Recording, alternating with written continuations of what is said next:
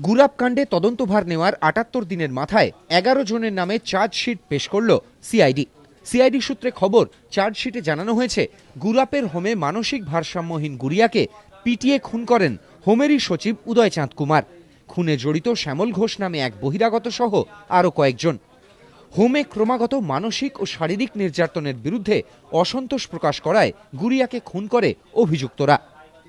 সিআইডির দাবি, ১ জুলাই গুরাপের হোমে গুড়িয়াকে খুন করা হয় বলে তদন্তে জানা গেছে। ডিআইজি সিআইডি জানিয়েছেন, এখনও ফরেনসিক রিপোর্ট না মেলায় গুড়িয়াকে খুনের আগে ধর্ষণ করা হয়েছিল কিনা সেই বিষয়টি পরিষ্কার নয়। প্রমাণ এখন আমাদের হাতে আসেনি। আমরা ভেজাইনাল সোয়াব এফএসএল পাঠিয়েছি, রিপোর্ট আমরা এখনও পাইনি। তবে অত্যাচারের নমুনা ওই ঘরে, যে ঘরে গুড়িয়া থাকতেন, দোতলার ওপরে ২৩ নম্বর ঘর, সেই ঘরে আমরা রক্তের অনেক দাগ পেয়েছি। গোয়েন্দাদের আরও দাবি, গুরাপ কাণ্ডের তদন্তে জানা গেছে শুধু গুড়িয়া নন, তার আগেও আরও কয়েকজন আবাসিককে খুন করেছে অভিযুক্তরা। তবে সেসব ঘটনার তথ্য প্রমাণ এখনও হাতে আসেনি। গুরাপ কাণ্ডের চার্জশিটের ১১ জন অভিযুক্তই বর্তমানে জেলবন্দি।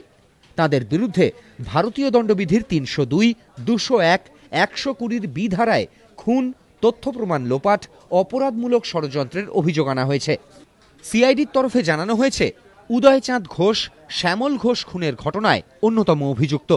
এছাড়া হোমের কর্মী রঞ্জিত মান্ডি, সোমনাথ রায়, নিজামুদ্দিন, সন্দীপ দাস, অসীম মাইতি, জলধর সাধুখা, প্রভাংশু ঘোষের নামও রয়েছে চার্জশিটে। এরা সকলেই হোমের কর্মী। গুড়িয়ার কবর দেওয়ার গর্ত খোঁড়েন প্রফুল্ল মল্লিক, তরুমল দাস নামে ২ অভিযুক্ত। এই মামলায় ৫ জন স্বীকারোক্তিমূলক জবানবন্দি দিয়েছেন। গুরাপ কাণ্ডের পর রাজ্য জুড়ে সরকারি ও সরকারি সাহায্যপ্রাপ্ত হোমগুলির পরিস্থিতি নিয়ে পর্যালোচনা শুরু হয়েছিল, কিন্তু তাতেও পরিস্থিতির বিশেষ বদল হয়নি বলে অভিযোগ। সপ্তাহখানেক আগে কসবার মানসিক রোগীদের সরকারি হাসপাতালে রোগিণীকে ধর্ষণের অভিযোগে গ্রেপ্তার হন এক ৪র্থ শ্রেণীর কর্মী। সেই ঘটনায় রিপোর্ট জমা দিয়েছে রাজ্য মানবাধিকার কমিশন। রাজর্ষি দত্তগুপ্ত, এবিপি আনন্দ, কলকাতা।